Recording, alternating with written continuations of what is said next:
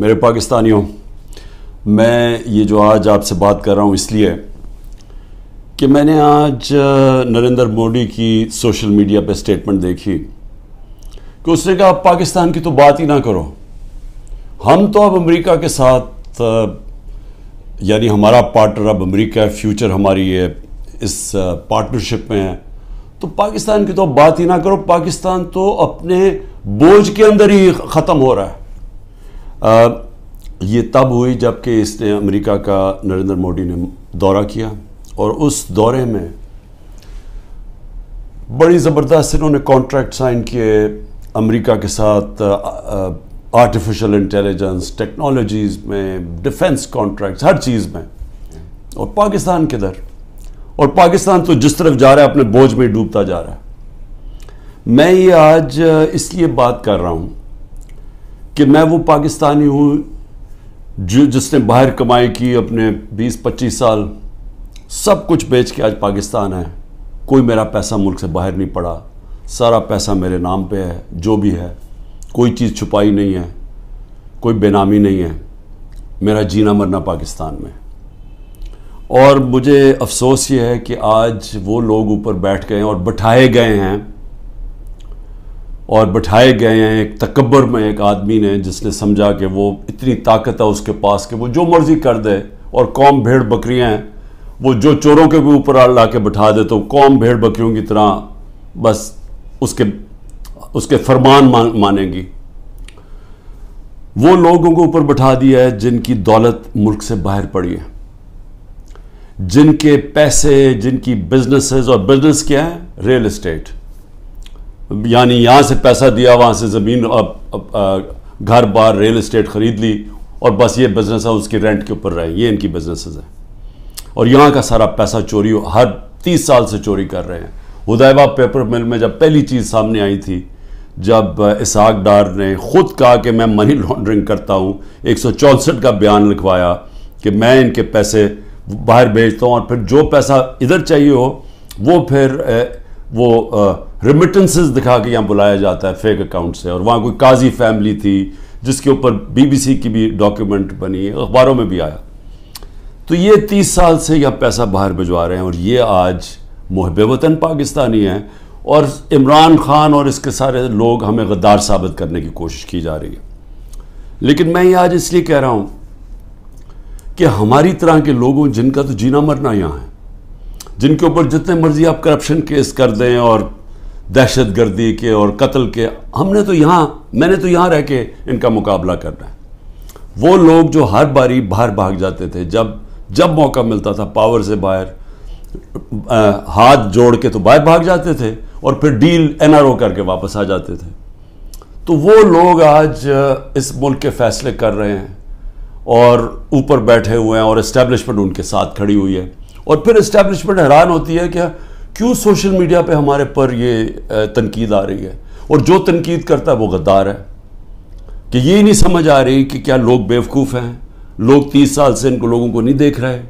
اب یہ سوچیں کہ یہ پھر سارے باہر چلے گئے ہیں، ملک سے باہر ان کی میٹنگز ہوتی ہیں، عیدیں باہر ہوتی ہیں، بچے باہر ہیں، علاج ان کا باہر ہے، اور یہ ہے محب وطن پاکستانی۔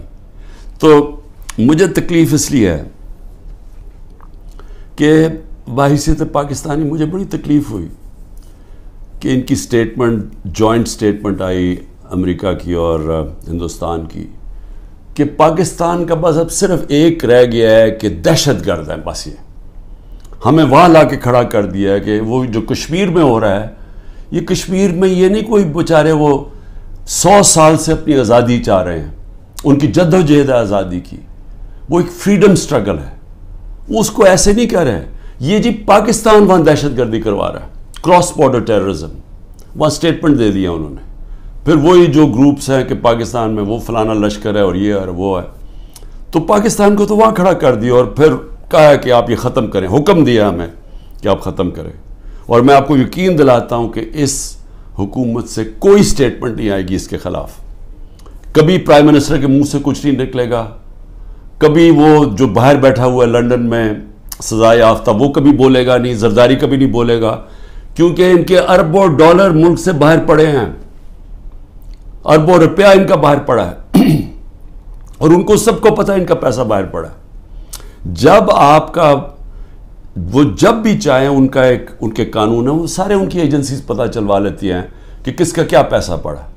کہ آج وہ جن کی 14 مہینے سے یہ خدمت کر رہے ہیں انہوں نے ان کے اوپر ایک ایسی سٹیٹمنٹ دی ہے کہ پاکستان کی حیثیت بتا دی ہے.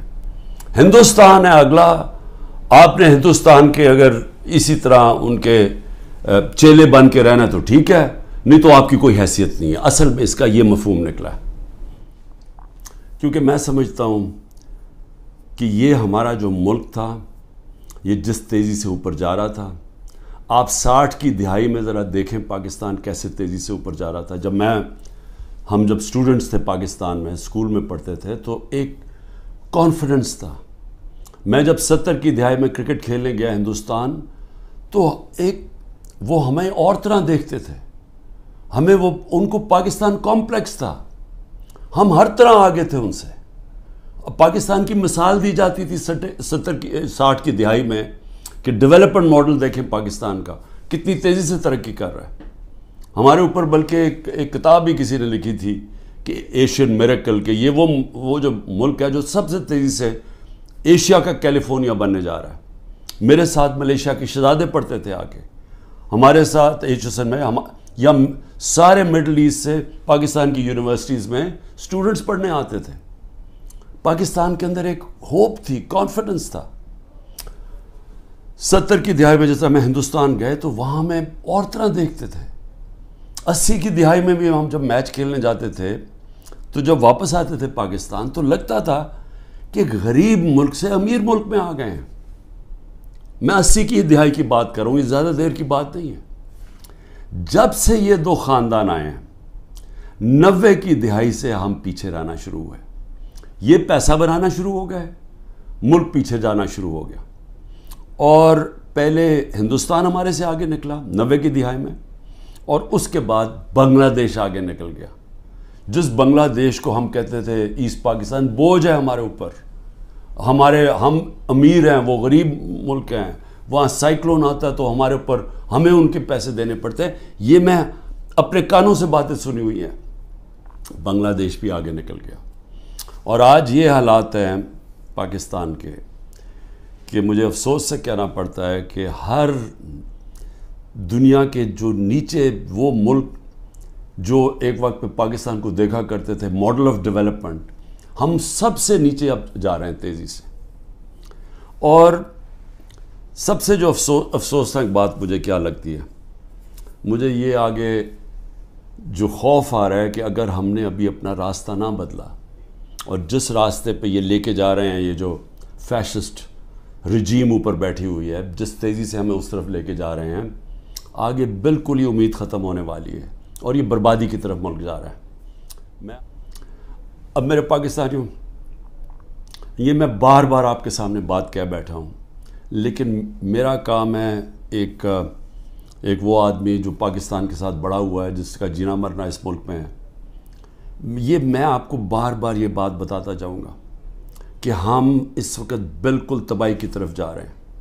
جب میں نے ڈائلاگ کا بھی بات کی کہ جی اسٹیبلشمنٹ آرمی چیف سے ڈائلاگ کرو, وہ مجھے کوئی فکر نہیں ہے کہ میرے عمران خان کو کسی کی ضرورت ہے, یا میں کسی کے کوئی خوف زدہ ہوں, یا میں یہ سمجھتا ہوں کہ بڑا پریشر ہے تو میں اس لیے ڈائلاگ کروں.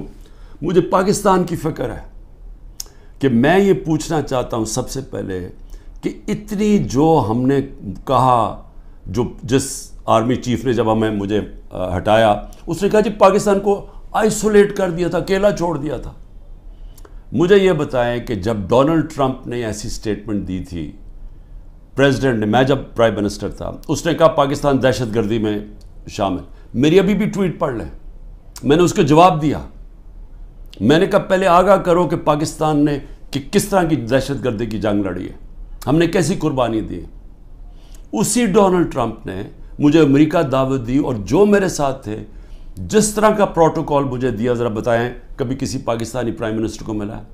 اس نے عزت بھی دی, اس کے سامنے میں نے کشمیر کی بات کی, اس نے کہا کہ میں کوشش کروں گا کشمیر کا مسئلہ حل کرنے کے لیے, ان کی جرت نہیں ہے نام لینے کے لیے کشمیر کا.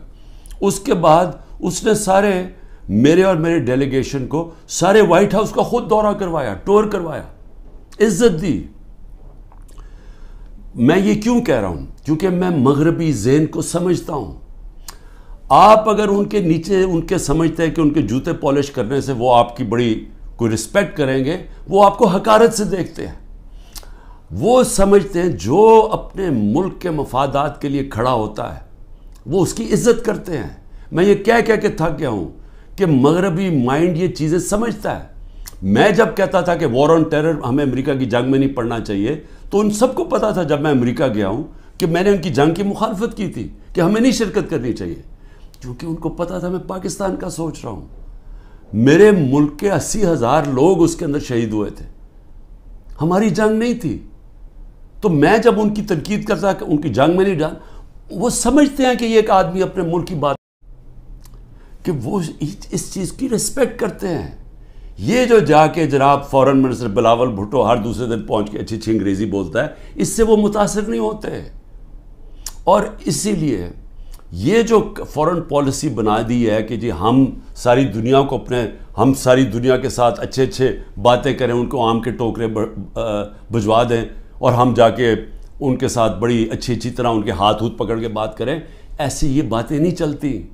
آج آئسولیشن ہے پاکستان کی، اس کو آئسولیشن کہتے ہیں کہ وہ ملک جنہوں نے روس سے تیل نہیں خریدا، ہم نے ڈیل کر لی تھی ان سے، یہ آگے بات تو بڑھاتے۔ ہماری تو صدر پوٹن نے اپنا انرجی منسٹر بھجوایا تھا میری میٹنگ کے بعد، حماد سے ملاقات ہوئی، میں نے اس کو سمجھایا کہ ہماری یہ سپر سائیکل کی وجہ سے کرونا کے بعد تیل کی قیمتیں اوپر اور یوکرین کی وجہ سے اوپر چلی گئی ہیں، ہمارے ملک میں، میرے بھی اور غریب ملکوں میں مشکلیں پڑی ہوئی ہیں۔ اس نے انرجی منسٹر بھجوایا، بات ہو گئی، واپس آئے تو نو کانفیڈنس ہو گئی، کیونکہ جناب یہاں آرمی چیف صاحب باتیں کر رہے تھے، وہاں ان کو بتا رہے تھے جی بڑا اینٹی امریکن ہے اور عمران خان، اور ادھر سے سائفر آ گیا کہ جی عمران خان کو ہٹاؤ نو کانفیڈنس میں، بات بیچ میں آ گئی۔ تو ان کو تو موقع مل رہا تھا، ہندوستان جب سستا تیل 40% کم قیمت پہ تیل منگوا رہا تھا، تو انہوں نے کیوں نہیں آگے بات بڑھائی؟ کیونکہ یہ غلام ہیں اور غلاموں کی کوئی عزت نہیں کرتا دنیا میں۔ اور آج جو فورن پالیسی ہماری جدھر کھڑی ہے، یہ اب آپ کے سامنے دیکھ لیں کہ ہم کدھر ہیں۔ تو اللہ کا حکم ہے کہ قومیں تباہ ہو جاتی ہیں جب وہ میرے حکم پہ نہیں چلتی، اور وہ میری زمین پہ عدل اور انصاف قائم کرو۔ یہ سارے اللہ کے پیغمبر جو تھے وہ ایک ہی چیز کہہ رہے تھے، ان کی صرف مشن ایک تھی کہ عدل اور انصاف کی۔ فرعون کے سامنے جب حضرت موسیٰ تھے، وہ اپنے لوگوں کو انصاف دلوانا چاہتے تھے، وہ غلام تھے لوگ، کیونکہ جب انصاف نہیں ہوتا لوگ غلام بن جاتے ہیں۔ انصاف اور آزادی ساتھ ساتھ چلتے ہیں، اور لا الہ الا اللہ انسان کو آزادی دیتا ہے، انسان کو انسان کی غلامی سے آزاد کرتا ہے، اور غلامی سے آزاد انصاف کرتا ہے جب انسان کے حقوق ہوتے ہیں۔ تو جو پاکستان میں حالات ہیں، پہلے ہی ہمارا نمبر، یہ جو کریک ڈاؤن سے پہلے 140 ملکوں میں پاکستان کا انصاف کے انڈیکس میں ہم 129 تھے۔ جب سے یہ کریک ڈاؤن ہوا ہے، اب تو ہمارا نمبر ہی کوئی نہیں پتا، اب تو ہم بنانا ریپبلکس میں نیچے شامل ہو گئے ہیں۔ اب تو ہم وہ ملک ہیں جو کہ دنیا میں جدھر جنگل کا قانون ہے، ہم ادھر پہنچ گئے۔ سارے پیغمبر اللہ کے انسانی معاشرے کو انسانی تب بنتا ہے، انہوں نے یہ ان کا پیغام تھا جب وہاں انصاف ہو، عدل اور انصاف ہو، نہیں تو جنگل کا قانون ہوتا ہے جس کی لاٹھی اس کی بھینس، مائٹ از رائٹ۔ اب پاکستان میں جو آج قانون لے آئے ہیں، مجھے بتائیں اس کا کیا مستقبل رہ گیا؟ اب آج مجھے بتائیں کون پاکستان کے اندر آ کے اپنے پیسے انویسٹ کرے گا؟ کہ وہ اس چیز کی رسپیکٹ کرتے ہیں۔ یہ جو جا کے جناب فورن منسٹر بلاول بھٹو ہر دوسرے دن پہنچ کے اچھی اچھی انگریزی بولتا ہے، اس سے وہ متاثر نہیں ہوتے۔ اور اسی لیے یہ جو فورن پالیسی بنا دی ہے کہ جی ہم ساری دنیا کو ہم ساری دنیا کے ساتھ اچھے اچھے باتیں کریں، ان کو آم کے ٹوکرے بھجوا دیں، اور ہم جا کے ان کے ساتھ بڑی اچھی طرح ان کے ہاتھ پکڑ کے بات کریں، ایسی یہ باتیں نہیں چلتی۔ آج آئسولیشن ہے پاکستان کی، اس کو آئسولیشن کہتے ہیں کہ وہ ملک جنہوں نے روس سے تیل نہیں خریدا, ہم نے ڈیل کر لی تھی ان سے, یہ آگے بات تو بڑھاتے. ہماری تو صدر پوٹن نے اپنا انرجی منسٹر بھجوایا تھا میری میٹنگ کے بعد, حماد سے ملاقات ہوئی, میں نے اس کو سمجھایا کہ ہماری یہ سپر سائیکل کی وجہ سے کرونا کے بعد تیل کی قیمتیں اوپر اور یوکرین کی وجہ سے اوپر چلی گئی ہیں, ہمارے ملک میں, میرے بھی اور غریب ملکوں میں مشکلیں پڑی ہوئی ہیں. اس نے انرجی منسٹر بھجوایا, بات ہو گئی, واپس آئے تو نو کانفیڈنس ہو گئی. کیونکہ جناب یہاں آرمی چیف صاحب باتیں کر رہے تھے, وہاں ان کو بتا رہے تھے جی بڑا اینٹی امریکن ہے اور عمران خان, اور ادھر سے سائفر آ گیا کہ جی عمران خان کو ہٹاؤ نو کانفیڈنس میں. بات بیچ میں آ گئی, تو ان کو تو موقع مل رہا تھا. ہندوستان جب سستا تیل 40% کم قیمت پہ تیل منگوا رہا تھا, تو انہوں نے کیوں نہیں آگے بات بڑھائی؟ کیونکہ یہ غلام ہیں اور غلاموں کی کوئی عزت نہیں کرتا دنیا میں. اور آج جو فورن پالیسی ہماری جدھر کھڑی ہے, یہ اب آپ کے سامنے دیکھ لیں کہ ہم کدھر ہیں. تو اللہ کا حکم ہے کہ قومیں تباہ ہو جاتی ہیں جب وہ میرے حکم پہ نہیں چلتی, اور وہ میری زمین پہ عدل اور انصاف قائم کرو. یہ سارے اللہ کے پیغمبر جو تھے وہ ایک ہی چیز کہہ رہے تھے, ان کی صرف مشن ایک تھی کہ عدل اور انصاف کی. فرعون کے سامنے جب حضرت موسیٰ تھے, وہ اپنے لوگوں کو انصاف دلوانا چاہتے تھے, وہ غلام تھے لوگ, کیونکہ جب انصاف نہیں ہوتا لوگ غلام بن جاتے ہیں. انصاف اور آزادی ساتھ ساتھ چلتے ہیں, اور لا الہ الا اللہ انسان کو آزادی دیتا ہے, انسان کو انسان کی غلامی سے آزاد کرتا ہے, اور غلامی سے آزاد انصاف کرتا ہے جب انسان کے حقوق ہوتے ہیں. تو جو پاکستان میں حالات ہیں, پہلے ہی ہمارا نمبر, یہ جو کریک ڈاؤن سے پہلے 140 ملکوں میں پاکستان کا انصاف کے انڈیکس میں ہم 129 تھے. جب سے یہ کریک ڈاؤن ہوا ہے, اب تو ہمارا نمبر ہی کوئی نہیں پتا. اب تو ہم بنانا ریپبلکس میں نیچے شامل ہو گئے ہیں. اب تو ہم وہ ملک ہیں جو کہ دنیا میں جدھر جنگل کا قانون ہے, ہم ادھر پہنچ گئے. سارے پیغمبر اللہ کے انسانی معاشرے کو انسانی تب بنتا ہے, انہوں نے یہ ان کا پیغام تھا, جب وہاں انصاف ہو, عدل اور انصاف ہو. نہیں تو جنگل کا قانون ہوتا ہے, جس کی لاٹھی اس کی بھینس, مائٹ از رائٹ. اب پاکستان میں جو آج قانون لے آئے ہیں, مجھے بتائیں اس کا کیا مستقبل رہ گیا؟ آج مجھے بتائیں کون پاکستان کے اندر آ کے اپنے پیسے انویسٹ کرے گا؟ آپ ذرا سوچیں تو صحیح, وہ آج کیا کر رہے ہیں. ذرا اوورسیز پاکستان کی کوئی ان کی رائے تو لے کہ وہ آج پاکستان کو کیا کہہ رہے ہیں, وہ کس طرح پاکستان کو دیکھ رہے ہیں. تکلیف میں ہیں کہ ملک کو بنانا ریپبلک بنا دیا ہے. اور تو چھوڑیں وہ انویسٹمنٹ کیا لے کے آئے گا, ان کا رشتہ دار باہر بیٹھا ہوا اوورسیز پاکستانی کوئی ٹویٹ کرتا ہے, تنقید کرتا ہے یہ جو ہو رہا ہے پاکستان میں, تو جو ٹویٹ کرتا ہے اس کے رشتہ داروں کو پکڑ لیتے ہیں یہاں. یعنی یہ کس قانون کے تحت؟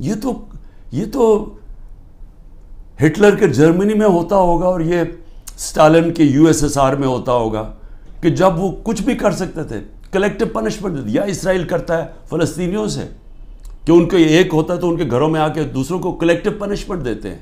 یا وہ مقبوضہ کشمیر میں اب کشمیریوں سے ہو رہا ہے. یہ تو کوئی آزاد معاشرے میں تصور ہی نہیں کر سکتا کہ گھروں کے اندر گھس گئے, دروازے توڑ دیے, چیزیں لوٹ لی, جو چیز پڑی ہے وہ جو اٹھائی نہیں وہ توڑ دی. اچھا وہاں ملازم ملے, ان کو اٹھا کے لے گئے. کوئی بچے ملے, ہمارا جو پریزیڈنٹ اقبال کا, ان کو 15 سال کے بیٹے کو اٹھا کے لے گئے. وہ یاسر گیلانی ہمارا ایک ٹکٹ ہولڈر, وہ چھپا ہوا تھا, اس کی بیوی اپنے ماں باپ کے گھر تھی, اس کے ماں باپ کے گھر جا کے بیوی 4 بچے ہیں اس کے, چھوٹا بچہ 1.5 سال کا, اس کو اٹھا کے لے گئے. عمر چیمہ, اس کو صرف وہ جیل میں رکھا ہوا ہے کہ جی بس تو وہ کرسی پہ بیٹھ کے کہہ دو ٹی وی کے سامنے کہ جی میں PTI چھوڑ رہا ہوں اور میں فوج سے پیار کرتا ہوں اور 9 مئی کی مذمت کرتا ہوں. میں بار بار کہہ رہا ہوں 9 مئی کی ساری قوم مذمت کرتی ہے جو جلاؤ گھرا ہوا ہے. اس کے اوپر کوئی انڈیپینڈنٹ انویسٹیگیشن تو بٹھا دیں تاکہ پتہ تو چلے. میں ثابت کروں گا, میں یہ دعویٰ کہتا ہوں, میں ثابت کروں گا کہ لوگ چھوڑے ہوئے تھے اندر. یہ جو لوگ 10,000 لوگ جیلوں میں ڈالے ہوئے ہیں, یہ پولیٹیکل ورکرز ہیں. اور ان سے جو ہو رہا ہے جیلوں کے اندر، یہ ساری دنیا دیکھ رہی ہے، سارے بیرون ملک پاکستانی دیکھ رہے ہیں، اور وہ انہوں نے بچانا ہے اس ملک کو۔